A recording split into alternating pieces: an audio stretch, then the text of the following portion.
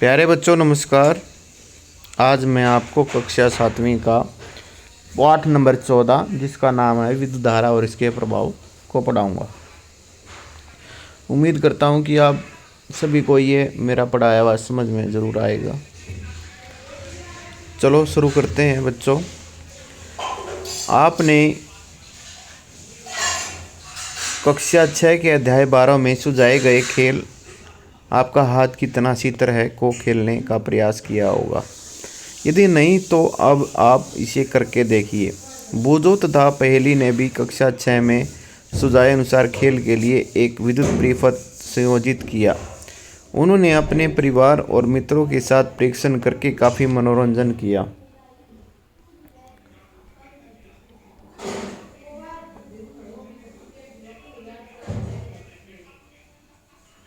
उन्हें इस खेल में इतना आनंद आया कि उन्होंने यह निश्चय किया कि वे दूसरे शहर में रहने वाले चचेरे भाई को इस खेल को खेलने का सुझाव देंगे। अतः पहेली ने एक स्वच्छ चित्र बनाया और उसमें यह दर्शाया कि विविध विद्युत अवयव को कैसे संयोजित किया जाता है। तो प्यारे बच्चों, ये आप देखो, ये इस तरह से एक चित्र दे रखा है। इसमें जितने भी आपके जो विद्युत अवयव होते हैं उसको जोड़ा गया है। जैसे ये देखो, ये आपकी एक कील है लोहे की, ये एक लोहे की चाबी है, ये भी एक लोहे की कील है, ये विद्युत का बल्ब है, ये आपकी जो है पिन है और ये आपका एक सेल है। तो इनको ऐसे जोड़ के दिखाया गया है। क्या आप यह परिपथ आसानी से खींच सकते हैं? इससे बूझो ने यह जानना चाहा कि क्या इन विद्युत अवयव को निरूपित करने का कोई आसान उपाय है। देखो बच्चों, हमें अगर इसका चित्र बनाएं तो काफ़ी मुश्किल होगा। तो क्या कोई ऐसा तरीका है जिससे हम इसको आसानी से बना सकें? क्योंकि ये बल्ब बनाना, कील बनाना, ये काफ़ी मुश्किल काम होता है। तो इसलिए अब आपका इसका एक कोई तरीका है वो देखेंगे। देखो, तो यहाँ पे हम देखेंगे विद्युत अवयव के प्रतीक। कुछ सामान्य विद्युत अवयव को प्रतीकों के द्वारा निरूपित किया जा सकता है। सारणी 14.1 में कुछ विद्युत अवयव और उनके प्रतीक दर्शाए गए हैं। आपको विभिन्न पुस्तकों में इन अवयव के विभिन्न प्रतीक देखने को मिल सकते हैं, तथापि इस पुस्तक में हम यहाँ पर दर्शाए गए प्रतीकों का ही उपयोग करेंगे। इन प्रतीकों को ध्यानपूर्वक देखिए। विद्युत सेल के प्रतीक पर ध्यान दीजिए। इसमें एक लंबी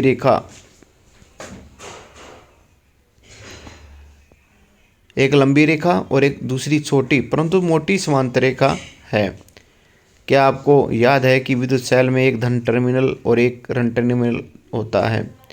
विद्युत सेल के प्रतीकों में लंबी रेखा जो होती है वो धन टर्मिनल को, और जो छोटी व मोटी रेखा होती है वो ऋण टर्मिनल को निरूपित करती है। जैसे बच्चों मैं यहाँ दिखाऊँ आपको, ये देखिए, यहाँ देखो, ये एक विद्युत सेल का चित्र बना रखा है। इसको हम एक अगर वैसे संकेत या प्रतीक के रूप में देखें तो कैसे लिखेंगे? इसमें देखो, इसमें एक पतली रेखा है, लंबी वाली है जो, और दूसरी मोटी व छोटी है। तो जो लंबी वाली है वो धन टर्मिनल है और जो छोटी वाली और मोटी है वो ऋण टर्मिनल होती है। तो इसमें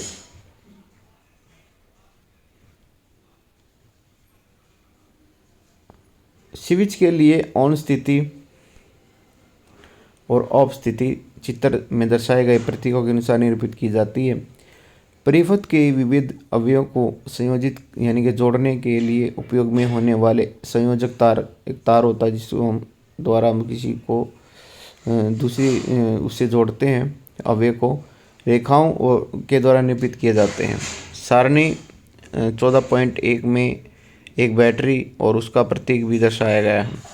क्या आप जानते हैं कि बैटरी क्या होती है? बैटरी के प्रतीक को ध्यान से देखिए। क्या अब आप बता सकते हैं कि बैटरी क्या हो सकती है? कुछ क्रियाकलापों के लिए हमें एक से अधिक सेलों की आवश्यकता हो सकती है। अतः हम चित्र 14.1 में दर्शाए अनुसार दो या अधिक सेलों को एक साथ उपयोग करते हैं। ध्यान दीजिए कि एक सेल का धन टर्मिनल दूसरे सेल के ऋण टर्मिनल से संयोजित किया जाता है, यानी कि जोड़ा जाता है। दो या दो से अधिक सेलों के इस प्रकार के संयोजन को हम बैटरी कहते हैं। क्वेश्चन बन गया बच्चों यहाँ आपका कि भाई बैटरी क्या होती है। जब हम दो या दो से अधिक सेलों को जोड़ देते हैं तो बैटरी बन जाती है। तो देखो जैसे चित्र में दिखाया गया है, ये यहाँ पे ये देखो आप, ये इसका प्लस दिखा रखा है, यहाँ पे ये धन टर्मिनल है, ये ऋण टर्मिनल है। तो ऋण टर्मिनल को धन टर्मिनल से जोड़ा गया है। देखो एक पूरा जोड़ने का तरीका बताया गया है इसका। जब दो या दो से अधिक सेलों को जोड़ दिया जाता है तो बैटरी बन जाती है। तो चित्र ए में यहाँ पे देखो, ये तो आपका 2 सेलों की बैटरी है पहले वाली, ये 2 सेलों की, और ये 4 सेलों की बैटरी है। तो यहाँ अब हम देखें बेटा सारणी 14.1 में कुछ प्रतीक दिखा रखे, कुछ विद्युत अवयव के। इसमें यहाँ तो विद्युत अवयव है ये, और ये प्रतीक है। जैसे ये विद्युत सेल है, इसको कैसे दिखाएंगे हम, इस तरह से दिखाएंगे।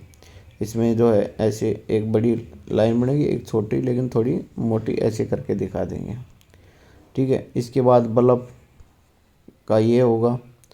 फिर इसके बाद स्विच ऑन की स्थिति है, मान ली स्विच ऑन है तो उसमें ये ऐसे जुड़ा हुआ मिलेगा, ऐसे जोड़ देंगे।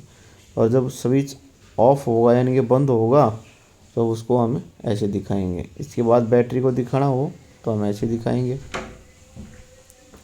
इसके बाद संयोजी तार को ऐसे दिखा देंगे बच्चों। आगे देखो बेटा, टार्च, ट्रांजिस्टर, रेडियो, खिलौने, टीवी, रिमोट कंट्रोल जैसी कई युक्तियों में बैटरी उपयोग की जाती है। तथापि इनमें से कुछ युक्तियों में विद्युत सेलों को सदैव हुई चित्र 14.2 में दर्शाए अनुसार एक के बाद दूसरे को नहीं रखा जाता है। कभी कभी सेलों को एक जो है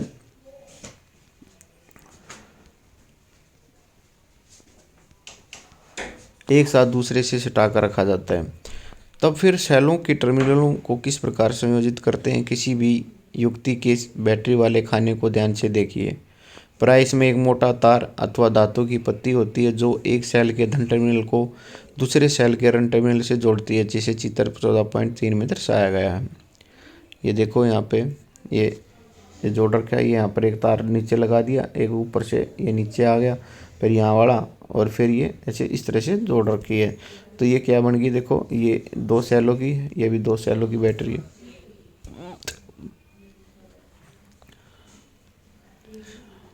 इसमें आगे देखो बच्चों, बैटरी के खानों में सेलों को सही ढंग से रखने के उद्देश्य से आपकी सहायता के लिए प्राय इन पर प्लस, ये देखो प्लस का निशान है और ये माइनस का निशान है। अपने क्रियाकलापों के लिए बैटरी बनाते समय हम सेलों को कैसे संयोजित कर सकते हैं। आप चित्र 14.4 में दर्शाए अनुसार लकड़ी के एक गुटके, लोहे की 2 पत्तियों तथा रबड़ के छल्लों का उपयोग कर सकते हैं। जैसे यहाँ पे ये दिखा रखे, देखो ये लकड़ी का गुटका है, ठीक है, ये 2 पत्ती हैं, एक यहाँ और एक यहाँ, और बीच में ये क्या लगा दी, एक रबड़ लगा दी इन्होंने। इसके बाद जो है हम देखेंगे बच्चों, 2 या 2 से अधिक सेलों की बैटरियां बनाने के लिए आप सेल होल्डर बाज़ार से भी खरीद सकते हैं। सेल होल्डर यानी कि जिसके अंदर सेल को रखा जाता है। ये देखो ये एक सेल होल्डर दिखा रखा है, ये देखो इस तरह का आपने देखा भी होगा बच्चों। इनमें सेलों को उचित ढंग से इस प्रकार व्यवस्थित कीजिए कि एक सेल का धन टर्मिनल दूसरे सेल के ऋण टर्मिनल से संयोजित हो। चित्र 14.5 में दर्शाए अनुसार सेल होल्डर की धातु की 2 क्लिपों में प्रत्येक के साथ तार का एक टुकड़ा संयोजित कीजिए। आपके बैटरी उपयोग के लिए तैयार है। किसी बैटरी को निरूपित करने के लिए उसका उपयोग किए जाने वाला प्रतीक सारणी 14.1 में दर्शाया गया है। आइए अब हम सारणी 14.1 में दर्शाए गए प्रतीकों का उपयोग करके किसी विद्युत परिपथ का परिपथ आरेख खींचें। पहली ओर बूझो यह जानना चाहती है कि क्या ट्रैक्टरों, ट्रकों और इन्वर्टर में उपयोग होने वाली बैटरियां भी सेलों से बनी हैं। तब फिर इन्हें बैटरी क्यों कहते हैं। क्या आप इस प्रश्न का उत्तर पता लगाने में इनकी सहायता कर सकते हैं। देखो बच्चों, इनमें भी सेल होते हैं भाई, ठीक है। ये देखो चित्र क्रियाकलाप 14.1 देखेंगे बच्चों हम। चित्र 14.7 में दर्शाए अनुसार विद्युत परिपथ बनाइए। आपने कक्षा 6 में इस प्रकार के परिपथ का उपयोग एक बल्ब को दीप्त करने के लिए किया था। दीप्त का मतलब होता है जलाने के लिए। क्या आपको याद है कि बल्ब केवल तभी दीप्त होता है जब स्विच ऑन की स्थिति में होता है, यानी कि घर में भी आप देखते हो बेटा, ये कहते हैं ना स्विच ऑन कीजिए तभी आपका बल्ब जलता है। तो उसको स्विच ऑन की स्थिति में होता है, जैसे ही स्विच ऑन की स्थिति में पहुंचता है वैसे ही बल्ब दीप्त हो जाता है। ये देखो, ये स्विच ऑन है अभी यहाँ पे, ये देखो सभी ये स्विच यहाँ ये देखो जुड़ा हुआ है पूरा, कोई भी कहीं से भी तार कटा हुआ नहीं है, हटा हुआ नहीं है, तभी ये आपका बल्ब जल रहा है। तो इसका मतलब विद्युत परिपथ आपका वो पूरा है। इस विद्युत परिपथ की प्रतिलिपि अपनी नोटबुक में बनाइए। विद्युत अवयव के प्रतीक उपयोग करके इस विद्युत परिपथ का परिपथ आरेख खींचिए। जैसे कि क्या आपका आरेख चित्र इस तरह से बन जाएगा बच्चों, ये देखो, ये आपका विद्युत बल्ब हो गया और ये इस तरह से ये क्या है, ये तार है, ये आपका स्विच हो गया और ये आपका सेल हो गया। ठीक है, इसके बाद प्रतीकों का उपयोग करके विद्युत परिपथ आरेख खींचना काफ़ी आसान होता है, इसलिए सामान्यतः हम विद्युत परिपथों को परिपथ आरेखों से निरूपित करते हैं। चित्र 14.9 द्वारा एक अन्य विद्युत परिपथ आरेख दर्शाया गया है। क्या यह चित्र 14.8 में दर्शाए गए परिपथ जैसा ही है? इन दोनों परिपथों में क्या अंतर है? देखो बच्चों, इनमें अंतर यही है कि यहाँ देखो ये परिपथ आपका पूरा नहीं है, यानी कि जो ये है स्विच ऑन की स्थिति में है, ऑफ की स्थिति में है यहाँ पे, क्योंकि ये यहाँ पे जुड़ा हुआ नहीं है, इसलिए बल्ब भी नहीं जल रहा है यहाँ पे। क्या चित्र 14.9 में दिखाए गए विद्युत परिपथ में बल्ब दीप्त होगा? याद कीजिए कि बल्ब केवल तभी दीप्त होता है जब स्विच ऑन की स्थिति में हो या परिपथ बंद हो। बल्ब में एक पतला तार होता है जिसे हम तंतु कहते हैं, जिसे हम फिलामेंट भी बोलते हैं। और ये बच्चों आपको मैं जानकारी के लिए बता दूं, ये जो है टंगस्टन का बना होता है। ठीक है, टंगस्टन। जब इससे विद्युत धारा प्रवाहित होती है तभी आपका ये बल्ब दीप्त होता है। यदि बल्ब का तंतु टूट जाता है तो वह फ्यूज हो जाता है। ध्यान दीजिए कि कुंजी अथवा स्विच को परिपथ में कहीं पर भी हम लगा सकते हैं। जब स्विच ऑन की स्थिति में होता है तो बैटरी के धन टर्मिनल से बैटरी के ऋण टर्मिनल तक परिपथ पूरा होता है। परिपथ को तब बंद कहा जाता है जब इस तथा सारे परिपथ में तुरंत विद्युत धारा प्रवाहित होने लगती है। स्विच ऑफ की स्थिति में होता है तो परिपथ अधूरा होता है, तब इसे खुला परिपथ कहते हैं। इस स्थिति में परिपथ के किसी भी भाग में कोई विद्युत धारा प्रवाहित नहीं होती है। अब यह बेटा चेतावनी है, यहाँ पर एक देखें, विद्युत मेन से संयोजित दीप्त विद्युत बल्ब को कभी भी न छुएं। यह अत्यधिक तप्त हो सकता है तथा आपका हाथ भी जल सकता है। विद्युत मेन्स विद्युत जनरेटर अथवा इन्वर्टर की विद्युत आपूर्ति से कहीं भी छेड़छाड़ नहीं करनी चाहिए। जनरेटर है जैसे हमारा जो आपका इन्वर्टर है, उससे कभी भी हमें छेड़छाड़ी नहीं करनी चाहिए। आपको विद्युत आघात लग सकता है जो घातक हो सकता है। यहाँ सुझाए गए सभी क्रियाकलापों के लिए केवल विद्युत सेलों का ही उपयोग कीजिए। यदि बल्ब का तंतु टूट जाए तो क्या तब भी परिपथ पूरा होगा? क्या तब भी बल्ब दीप्त होगा? नहीं बच्चों, ऐसा नहीं होगा। बल्ब का तंतु टूट जाए तो बल्ब दीप्त नहीं होगा। आपने ये ध्यान दिया होगा कि दीप्त बल्ब गर्म हो जाता है। क्या आप जानते हैं कि ऐसा क्यों होता है? बच्चों, इसके बारे में हम अगली वीडियो में पढ़ेंगे। ठीक है, इसको हम विद्युत धारा का तापीय प्रभाव कहेंगे। इसके बारे में मैं नेक्स्ट उसमें आपको बताऊंगा।